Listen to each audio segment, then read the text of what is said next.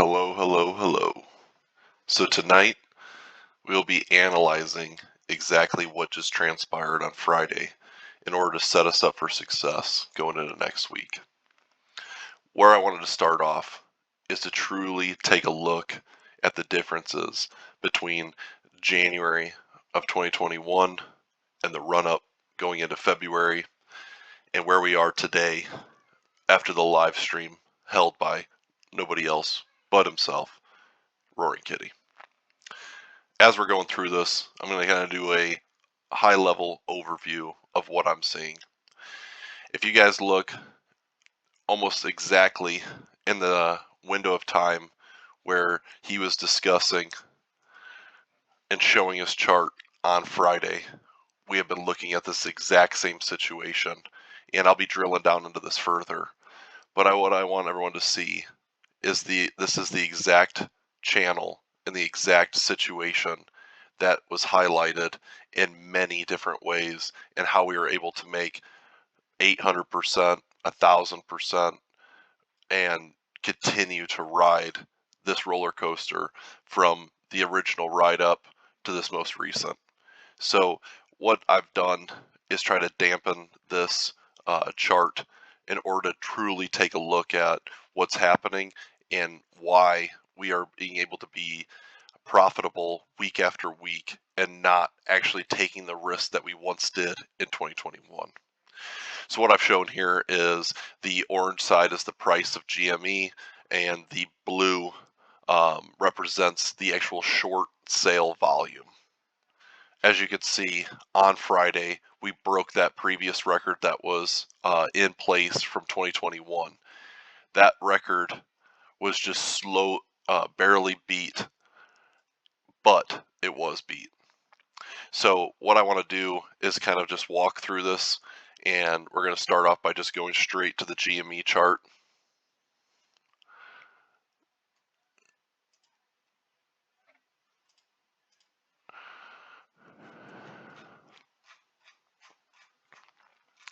So the 1-day chart is a good chart to use, but the most critical chart that I've been using that has been able to be profitable for all of us the last few weeks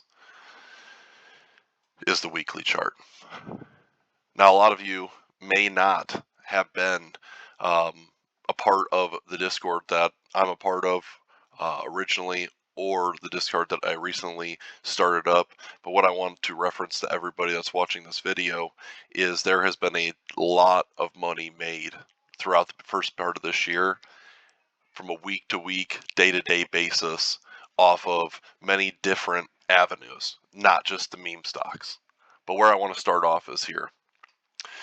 When I look at how I was able to analyze and become profitable on all of these trades and actually alert this before Roaring Kitty had even returned, is I want to look back on this movement during the time frame after not the initial run-up, but the second run-up. We all know that there was some manipulation, there were some different things that transpired, but what this will allow us to highlight is this channel that we have been trading in and walking down for the last 3 years. A lot of people will say, well, okay, why are you using these exact windows? Why are you using this exact channel? We'll get to all of that, but this is just a good starting point. So when we first saw the run up lately, we alerted right around here towards this end of April, right around the $12 mark, that we wanted to get on $11 calls, $15 calls, $13 calls, 16, 18, 20. So when this transpired, we actually saw some of these trades go upwards to 800%. What's critical about this is that we want to be able to take profit, lock in some of the gains, and then be able to roll that back into buying more of either GameStop, AMC, whatever meme stock you prefer. Both are excellent opportunities, and one recently has seen a lot more momentum, due to Roaring Kitty coming back, due to different things of that nature. But what we were able to do is kind of capture in our most recent trade was a $30 call that did expire July 5th, that was purchased roughly about a week ago. Some were purchased, about 2 weeks ago, and this trade for us actually went from $5.30 a contract to almost $17 a contract, but we ended up locking in some of those profits right around $11 and $12 a contract. And I'd given the group a heads up not to swing these contracts into Friday, because by now we have been able to see exactly what the game plan was for any time that there was a date associated with a squeeze or with a run up with any of those different things. So what I want to do here is kind of just take a look at exactly what transpired. So we are looking at the short sale volume. The short sale volume, that record was set last week on Friday. This is a weekly time frame, so this is just going to represent the entire week of last week. But we will see the new week starting. What's critical for this is if we wanted to move this upward channel up a little bit in order to capture in on this last week's candle, you can see that it is very critical for us to stay above this $28 level. I have called this out in the Discord many times, but that level is critical for what we're trying to accomplish here. You could see where we broke below this. I mean, you could open this channel up further, but what I like to do as time goes on, try to tighten this down into the closest window we can based off when it's actually setting that higher low or setting a rejection off of breaking down. There's just so many different levels to where you could look at this further, but this is what has allowed us to be the most profitable as of late. So when going through this, you could see where this candle finally got above that upper channel. We actually pushed back below this, and that's why that's such a pivotal mark. In order to kind of gather more steam, we did break down closer to the midway part of this channel.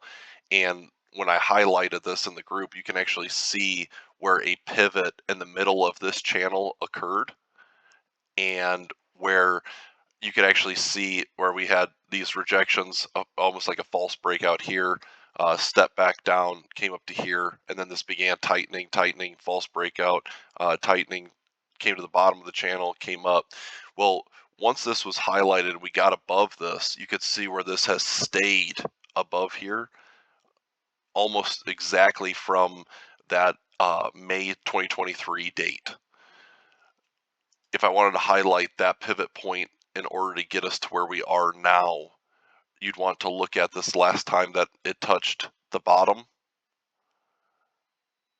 and you'd want to cross over.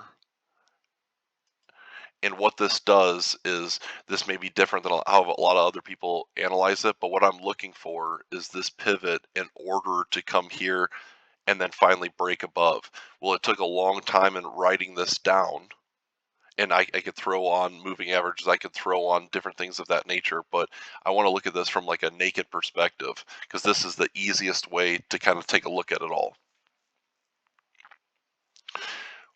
Staying above this level is the most important part going into next week. If we do see a possibility of coming back here and breaking down, what I'm hopeful to see is some of these levels of support hold up right around this $19 or $18 level. The last time we entered in on buying shares was right at this level, 1776 to be exact, is when we purchased. And those shares now, I mean, we've seen from 1776 on, and this, the week, 2 weeks ago, this is the window of time where we were in. We were able to purchase at that time frame and then actually ride this and actually see that $48 level.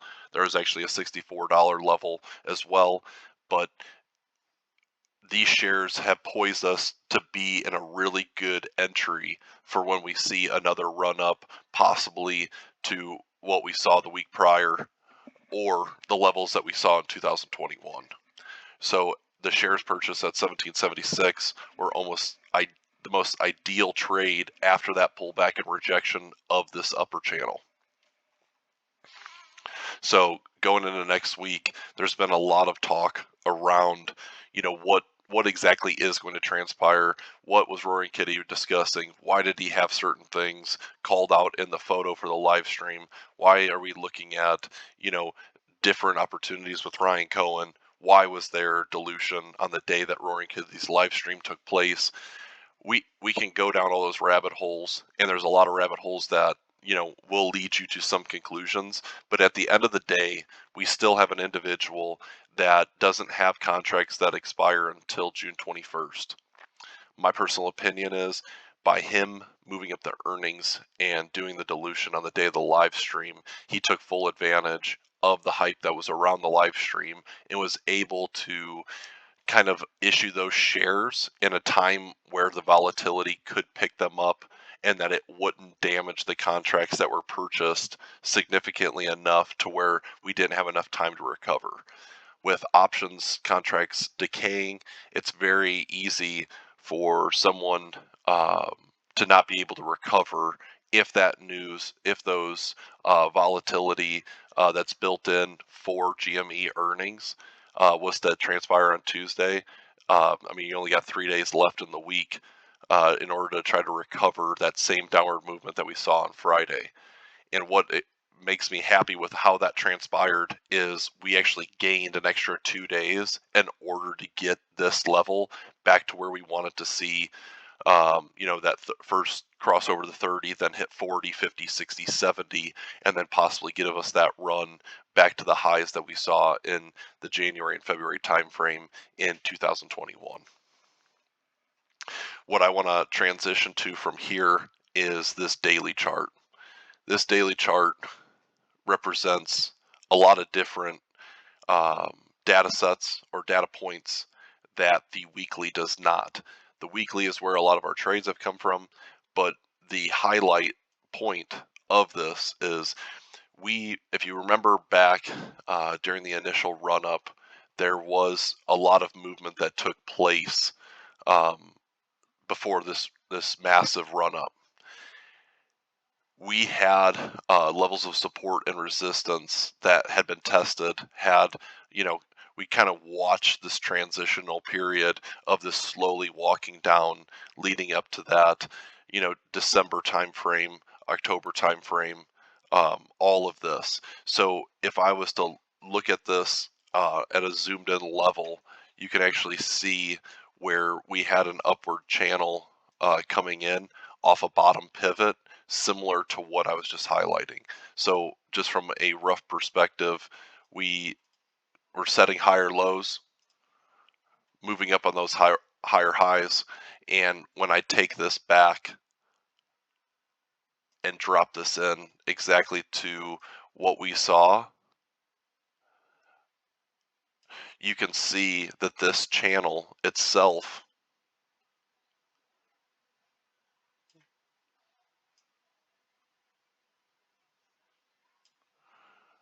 was a little bit tighter, right? Was a little bit different of a setup, but what it did allow is the run up that we expected. So a lot of different people will say, okay, well, I want to look at this from a perspective of what is a good entry, what is a bad entry. Okay, if you see or have participated in any of the training that I've completed with quite a few people at this point in time, but all of this is what I refer to as a barcode. On a barcode like this, you're looking for this candle for the breakout. There's many times in this run up before you could see where there was no real movement. We're just coming into this tight channel. You're looking at the level of 569 to 363. So that's a $2 band. We could always tighten that band up a little bit and say, okay, well, it's really a 426, $1.30 band. Okay, in a $1.30 band, you can make money if you really want to, but it's more of like a higher risk. So what I want to highlight here is this block of time. Okay, if you remember and you were in this play at this point in time, there was a lot of just almost like sideways movement in this channel before the second candle run up. So if you're looking at this though, this was only, a data set essentially of 1, 2, 3, 4, 5 days on the 6th day, right? Well, if you go back and you actually look, we have these same candles at 1, 2, or 1, 2, 3 different points. If we zoom in a little bit, you can also put this around these as well. Well, what this represents is if you come over here and you wanted to map this out as your pivot points, right? Same exact thing. Come here, come in here for this pivot point, same exact situation. Pivot, pivot. These are key levels that we wanted to achieve. When I look at these, what sticks out to me is out of this, we have these mega candles that come out of it. But one of the things that I traded during this time frame was this channel before the next one. This, to me, is a clear up channel versus these being kind of like a barcode where it's nothing is confirmed either way except for when we come out of it. So I can go through this and highlight that on many different levels, but what I want to do is, the reason why this is what I use for my bottom channel is because of the breakout prior to the run up that came into here. I want to set this low because this is where it came back up to again, and this is where it's held all the way throughout the last 3 years. You can see it respected this the entire time, right? And some of this, I mean, I could drop it down lower, I could make it tighter, I could do all those different things, but it's more or less the overall perspective of this is at the bottom of the channel. So if I'm coming here, these are all good entries, right? You're going to see it run-ups here, run-ups here. GME has presented a trading opportunity that we may never see again. So I'm going to move this back up to that key level, and you can see this is coming back to this point here. That's exactly the trajectory we're on. The reason why this $9.72 mark threw us back into being interested is, what did we have? We had another candle exactly like that coming out of really a 1 month long barcode. So you come in here, you highlight this. So it's almost like we are trading in the exact same fundamental situation that we did back here. So when we're looking at these trades and it's being itemized so that you have a run up here, what do we see again? Same exact channel that was right here during the March time frame. So we come up, we have our breakout candle out of the barcode. We come here, we set this channel up. Well, this channel actually continued. Was our fake squeeze that people will call it, or a false breakout, but this was a huge opportunity to make a great amount of money, and we actually were in this trade for options right around the $12 mark because this candle gave us the confirmation. And mind you, no one can have a crystal ball, but having those calls and then seeing the flow coming in put us in this trade. So what I've done here is I've wanted to highlight that we are maintaining this channel, upper channel, still to this day.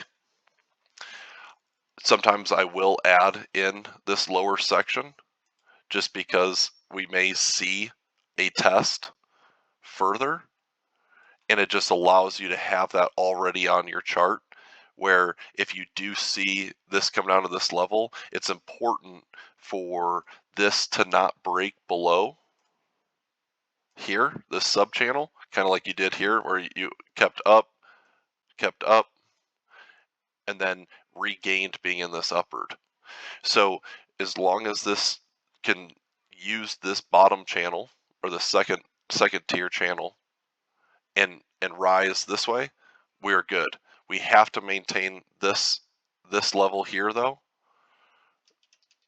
And so of course this, as it stretches out, it could be elongated where it could be 24 the next week, or anything like that. But that's what we're looking for. So going into this week, I want us to keep a tight eye on the fact that we do stay above this 2778 mark, and then we can hopefully reclaim this 3167, and then come up here, come to the top part of this candle here, because this would be so there technically could be a step here, and all of these levels on GME are almost to the dot, like a $2 or $3 rise.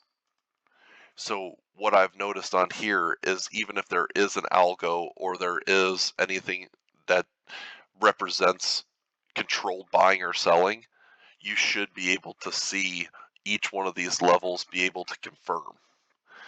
That's the kind of movement that we're looking for going into next week. So on Friday, we loaded the boat on some shares right around that $27 to $29 level. We first got in right around this $36 level, just buying an extra 10 shares just to see, before leading up to the live stream event, exactly what would take place and what would happen. I'm hoping that we will see somewhere around here break and us be able to maintain this level, and then this is when we will truly be kind of off to the races, and seeing the flow that we're looking for. So this right here, this is GME. Where I'm going to go next is AMC. AMC, you can see a lot of levels of support already highlighted, but what I wanted to do was kind of go to the weekly time frame on here and highlight exactly what we have seen as of late. So when I look at how AMC and GME differ, it's very clear to me what has happened. We got in and bought shares between $2.70 and $2.95. Those shares showed the bottom and how we have been trading sideways for essentially since August, right? Everybody remembers what happened in August. So when I draw this channel,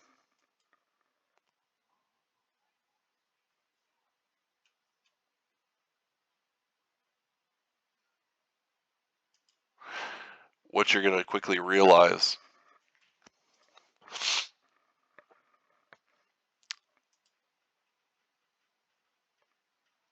is how this is represented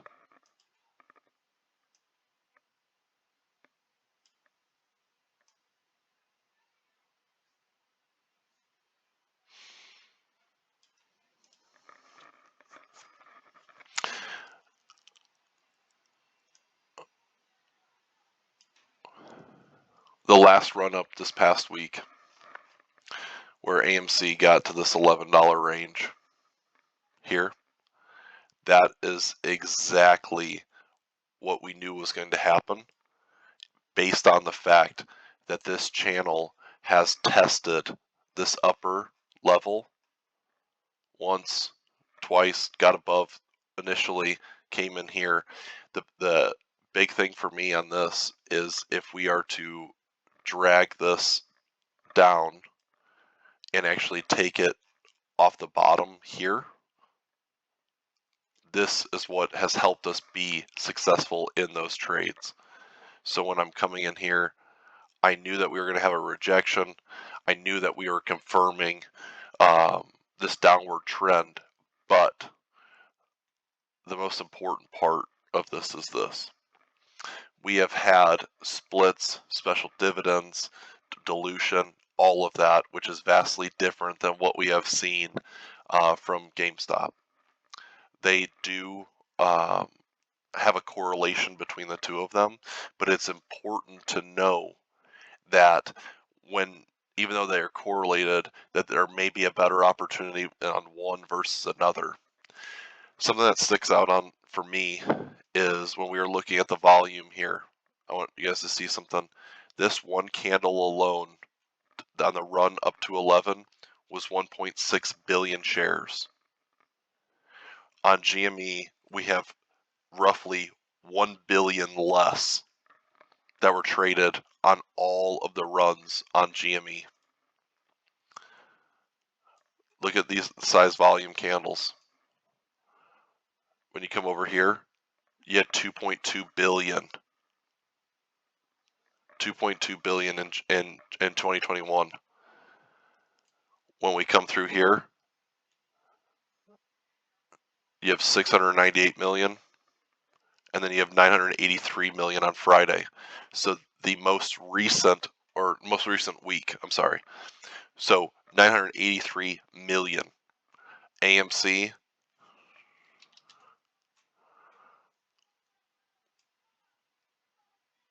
$1.6 billion. This isn't an anomaly. This isn't, something that no one has ever seen before, right? But what I'm trying to share is when you had this accumulation in that $2 range that we just saw a few weeks ago,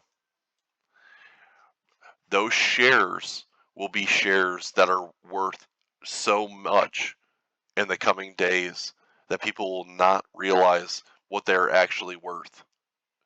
And I am excited to see those conversations around when we bought these shares down here, because this was showing that bottom.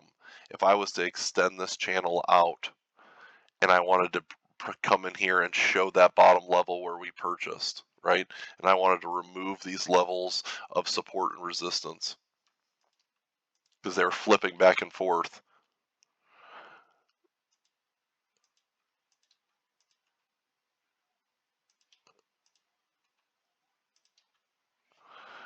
This point right here, this is what closed my channel.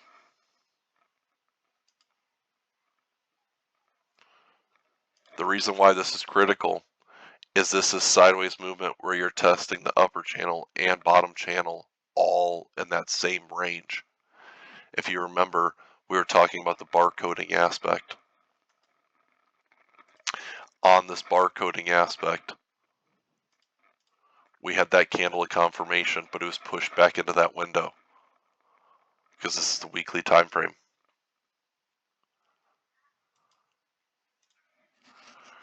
Those were the levels. If you swap this to that daily chart, what do you see? We have another section of barcoding.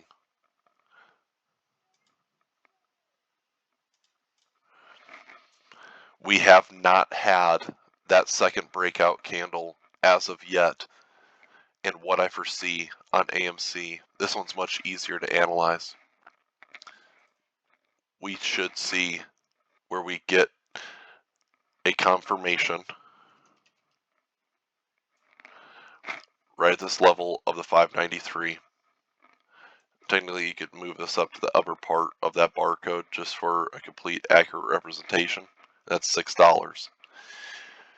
Where my criticality comes in is this. In August, we had the special dividend, we had all that stuff that took place. But what we have to remember is this. We had 2 rejections, really 3, off of right around this a $10 or $11 mark. Where I'm going to drop this is exactly the pivot where we had a bounce here before we flushed down, and then we came up and then rejected here and then rejected here. So what I really need to see in order for this to be the best way possible is we need to see us break above this channel, this upward channel, right? And then we need the second step in order to get above this range. And so, like, let's just call this a pivot here because it was. So you can see bouncing along the bottom, flush down. You can see where we tested it again, tested it again, tested it again, and then we had to go and gather some more volume throughout this entire accumulation zone. And we finally broke above it, rejected off this upward channel, and then pushed us back down. So really this is a step process. So it's getting above this support level, and then it's getting above this support level, and then what we really need more than anything else is to get to 10 and then stay above 10. And I don't know the time frame that this could take place. It could take place in 1 day. It could take place in 1 week. It could take place in, 2 months. I never specify any dates of what I believe will happen. And that's why a lot of the trades that we take are in the form of leaps or in the form of, a monthly time frame or quarterly time frame, is so that we have enough time on our side to be able to see these upward momentum and be able to just trade the premium alone. One thing I want you guys to highlight on your chart, if you don't take anything else out from this video, is I'm a firm believer in filling gaps. This gap was left here between $16 and $19. It's important for us to fill this gap and get above here at some point in time. I do believe we will fill the gap. Once again, I don't know if it's going to be this month, this week, this year, but I do believe that at some point in time this gap will be filled from that special dividend date and month. And if we can fill that gap, we need to fill this gap as well. If we look at these levels, the upper part of that gap is right around that 43.21 mark. The lower part of this gap is around 36.88. So if we could just see this momentum build enough where we could fill these gaps, we could have multiple levels of participating in these catalysts or upward movement. We have other gaps that were left open. I mean, you have small gap ups that took place, gap downs, things of that nature. I try not to, use extended hours trading where some of that might have been filled in. I like to just use whatever the market hours are, and then kind of just itemize from there.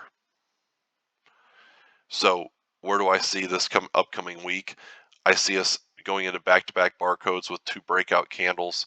I see this almost behaving the exact same way, where we could actually see that breakout candle coming out of the barcode or the no decision zone, and then find out from there